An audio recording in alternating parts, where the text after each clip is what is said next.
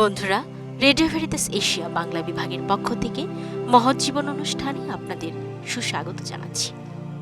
আজ আমরা জানব মাইকেল জর্ডান, যিনি আধুনিক যুগের অন্যতম শ্রেষ্ঠ বাস্কেটবল খেলোয়াড় এবং ক্রীড়া ইতিহাসের এক কিংবদন্তি ব্যক্তিত্ব।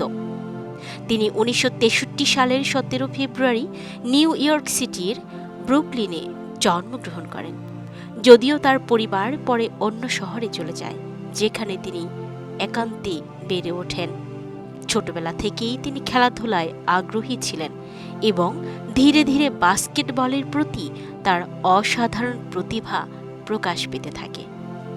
বিভিন্ন স্থানে তিনি বাস্কেটবল খেলে সফলতা অর্জন করার মধ্য দিয়ে তিনি জাতীয় পর্যায়ে পরিচিতি লাভ করেন। তার খেলার দক্ষতার মধ্যে বিশেষ করে দ্রুতগতি এবং স্কোর করার দক্ষতা তাকে অন্যদের থেকে আলাদা করে তোলে। তিনি তার ক্যারিয়ারে 6 বার NBA চ্যাম্পিয়নশিপ জয় করেন এবং 5 বার MVP অর্থাৎ মোস্ট ভ্যালুয়েবল প্লেয়ার হিসেবে নির্বাচিত হন। এছাড়া তিনি 14 বার অল স্টার খেলোয়াড় হিসেবে নির্বাচিত হন। তার অসাধারণ লাফানোর ক্ষমতার জন্য তাকে এয়ার জর্ডান নামে ডাকা হতো। মাইকেল জর্ডান তার ক্যারিয়ারের কয়েকবার অবসর নেন।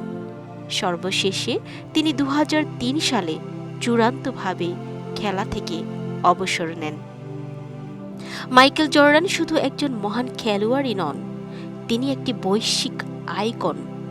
তার কঠোর পরিশ্রম, আত্মবিশ্বাস এবং জয়ের ইচ্ছা তাকে বিশ্বজুড়ে শত কোটি মানুষের অনুপ্রেরণার উৎসে পরিণত করেছে।